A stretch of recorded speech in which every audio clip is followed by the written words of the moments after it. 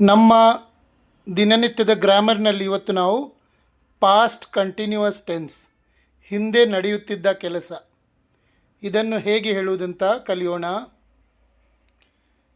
ಕಳೆದ ಸಮಯದಲ್ಲಿ ಒಂದು ಕೆಲಸ ನಡೆಯುತ್ತಿತ್ತು ಎಂದು ಹೇಳಲು ಇದನ್ನು ಬಳಸುತ್ತೇವೆ. ಇಲ್ಲಿ ವಾಸ್ ಮತ್ತು ವರ್ ಜೊತೆಗೆ ಕ್ರಿಯಾಪದಕ್ಕೆ ING ಸೇರಿಸಬೇಕು. ವರ್ಸ್ ಮತ್ತು ವರ್ ಜೊತೆಗೆ ಕ್ರಿಯಾಪದಕ್ಕೆ ING ಸೇರಿಸಬೇಕು. ನಿಯಮಗಳು, rules: I, he, she, it ಮತ್ತು ಹೆಸರು ಬಂದಾಗ ವಾಸ್ ಬಳಸಬೇಕು. I, he, she, it, name ಬಂದಾಗ ವಾಸ್ ಬಳಸಬೇಕು. ವಿ, ಯು, ದೇ ಬಂದಾಗ ವರ್ ಬಳಸಬೇಕು. ಸಕಾರಾತ್ಮಕ ವಾಕ್ಯಗಳು, ಪಾಸಿಟಿವ್ ಸೆಂಟೆನ್ಸಸ್: ಹಿಂದೆ ಆ ಕೆಲಸ ನಡೆಯುತ್ತಿತ್ತು ಎಂದು ಹೇಳಲು. ಸಕಾರಾತ್ಮಕ ವಾಕ್ಯಗಳು, ಪಾಸಿಟಿವ್ ಸೆಂಟೆನ್ಸಸ್: ಹಿಂದೆ ಆ ಕೆಲಸ ನಡೆಯುತ್ತಿತ್ತು ಎಂದು ಹೇಳಲು. I was eating an apple, ನಾನು ಸೇಬು ತಿನ್ನುತ್ತಿದ್ದೆ. I was eating an apple, ನಾನು ಸೇಬು ತಿನ್ನುತ್ತಿದ್ದೆ. ದೇ ವರ್ ಪ್ಲೇಯಿಂಗ್ ಕ್ರಿಕೆಟ್, ಅವರು ಕ್ರಿಕೆಟ್ ಆಡುತ್ತಿದ್ದರು. ದೇ ವರ್ ಪ್ಲೇಯಿಂಗ್ ಕ್ರಿಕೆಟ್, ಅವರು ಕ್ರಿಕೆಟ್ ಆಡುತ್ತಿದ್ದರು. ಶಿ ವಾಸ್ ಲರ್ನಿಂಗ್ ಇಂಗ್ಲೀಷ್, ಅವಳು ಇಂಗ್ಲೀಷ್ ಕಲಿಯುತ್ತಿದ್ದಳು. ಶಿ ವಾಸ್ ಲರ್ನಿಂಗ್ ಇಂಗ್ಲೀಷ್, ಅವಳು ಇಂಗ್ಲೀಷ್ ಕಲಿಯುತ್ತಿದ್ದಳು. ಇಟ್ ವಾಸ್ ರೈನಿಂಗ್ ಔಟ್ಸೈಡ್, ಹೊರಗಡೆ ಮಳೆ ಬರುತ್ತಿತ್ತು. ಇಟ್ ವಾಸ್ ರೈನಿಂಗ್ ಔಟ್ಸೈಡ್, ಹೊರಗೆ ಮಳೆ ಬರುತ್ತಿತ್ತು. ನಕಾರಾತ್ಮಕ ವಾಕ್ಯಗಳು, ನೆಗೆಟಿವ್ ಸೆಂಟೆನ್ಸಸ್: ಹಿಂದೆ ಆ ಕೆಲಸ ನಡೆಯುತ್ತಾ ಇರಲಿಲ್ಲ ಎಂದು ಹೇಳಲು ನಾಟ್ ಸೇರಿಸಬೇಕು. ನಕಾರಾತ್ಮಕ ವಾಕ್ಯಗಳು, ನೆಗೆಟಿವ್ ಸೆಂಟೆನ್ಸಸ್: ಹಿಂದೆ ಆ ಕೆಲಸ ನಡೆಯುತ್ತಾ ಇರಲಿಲ್ಲ ಎಂದು ಹೇಳಲು ನಾಟ್ ಸೇರಿಸಬೇಕು. ಐ ವಾಸ್ ನಾಟ್ ಜೋಕಿಂಗ್, ನಾನು ತಮಾಷೆ ಮಾಡುತ್ತಿರಲಿಲ್ಲ. ಐ ವಾಸ್ ನಾಟ್ ಜೋಕಿಂಗ್, ನಾನು ತಮಾಷೆ ಮಾಡುತ್ತಿರಲಿಲ್ಲ. ವಾಸ್ ನಾಟ್ ಇದನ್ನು ವಸಂಟ್ ಅಂದರೂ ಸರಿ. ದೇ ವರ್ ನಾಟ್ ಸ್ಲೀಪಿಂಗ್, ಅವರು ಮಲಗಿರಲಿಲ್ಲ ಅಥವಾ ಮಲಗುತ್ತಿರಲಿಲ್ಲ.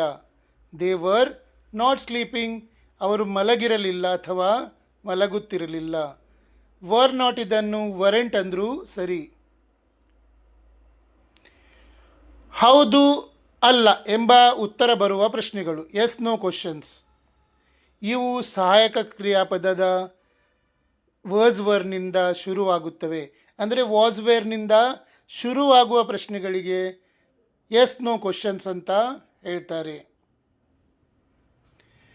ವಾಸ್ ಶಿ ಕುಕಿಂಗ್ ಲಂಚ್, ಅವಳು ಮಧ್ಯಾಹ್ನದ ಅಡುಗೆ ಮಾಡುತ್ತಿದ್ದಳ. ವಾಸ್ ಶಿ ಕುಕಿಂಗ್ ಲಂಚ್, ಅವಳು ಮಧ್ಯಾಹ್ನದ ಅಡುಗೆ ಮಾಡುತ್ತಿದ್ದಳ. Were they waiting for the bus, ಅವರು ಬಸ್ಗಾಗಿ ಕಾಯುತ್ತಿದ್ದರ. Were they waiting for the bus, ಅವರು ಬಸ್ಗಾಗಿ ಕಾಯುತ್ತಿದ್ದರ. Was the dog barking at night, ನಾಯಿ ರಾತ್ರಿ ಬೊಗಳುತ್ತಿತ್ತ. Was the dog barking at night, ನಾಯಿ ರಾತ್ರಿ ಬೊಗಳುತ್ತಿತ್ತ. Were you feeling well yesterday, ನಿನಗೆ ನಿನ್ನೆ ಆರಾಮವಿತ್ತ. Were you feeling well yesterday, ನಿನಗೆ ನಿನ್ನೆ ಆರಾಮವಿತ್ತ. ವರ್ ಯು ಲಿಸ್ನಿಂಗ್, ನೀನು ಕೇಳಿಸಿಕೊಳ್ಳುತ್ತಿದ್ದೆಯಾ. ವರ್ ಯು ಲಿಸ್ನಿಂಗ್, ನೀನು ಕೇಳಿಸಿಕೊಳ್ಳುತ್ತಿದ್ದೆಯಾ. WH ಪ್ರಶ್ನೆಗಳು, WH ಕ್ವಶನ್ಸ್: ಇವು ವಿಷಯದ ಬಗ್ಗೆ ಹೆಚ್ಚಿನ ಮಾಹಿತಿ ಕೇಳಲು ಬಳಸಲಾಗುತ್ತದೆ. ವೈ ವರ್ ಯು ಕ್ರೈಯಿಂಗ್, ನೀನು ಏಕೆ ಅಳುತ್ತಿದ್ದೆ. ವೈ ವರ್ ಯು ಕ್ರೈಯಿಂಗ್, ನೀನು ಏಕೆ ಅಳುತ್ತಿದ್ದೆ. Where was he staying in Mysuru, ಅವನು ಮೈಸೂರಿನಲ್ಲಿ ಎಲ್ಲಿ ತಂಗಿದ್ದ. Where was he staying in Mysuru, ಅವನು ಮೈಸೂರಿನಲ್ಲಿ ಎಲ್ಲಿ ತಂಗಿದ್ದ. ಹೂ ವಾಸ್ ಕಾಲಿಂಗ್ ಯು, ನಿನಗೆ ಯಾರು ಕರೆ ಮಾಡುತ್ತಿದ್ದರು. ಹೂ ವಾಸ್ ಕಾಲಿಂಗ್ ಯು, ನಿನಗೆ ಯಾರು ಕರೆ ಮಾಡುತ್ತಿದ್ದರು. ವಾಟ್ ವರ್ ದೇ ಡಿಸ್ಕಸ್ಸಿಂಗ್, ಅವರು ಏನನ್ನು ಚರ್ಚಿಸುತ್ತಿದ್ದರು. ವಾಟ್ ವರ್ ದೇ ಡಿಸ್ಕಸ್ಸಿಂಗ್, ಅವರು ಏನನ್ನು ಚರ್ಚಿಸುತ್ತಿದ್ದರು. When was she practising music, ಅವಳು ಯಾವಾಗ ಸಂಗೀತ ಅಭ್ಯಾಸ ಮಾಡುತ್ತಿದ್ದಳು. When was she practising music, ಅವಳು ಯಾವಾಗ ಸಂಗೀತ ಅಭ್ಯಾಸ ಮಾಡುತ್ತಿದ್ದಳು. ವಾಟ್ ವಾಸ್ ಹೀ ಡೂಯಿಂಗ್, ಅವನು ಏನು ಮಾಡುತ್ತಿದ್ದ.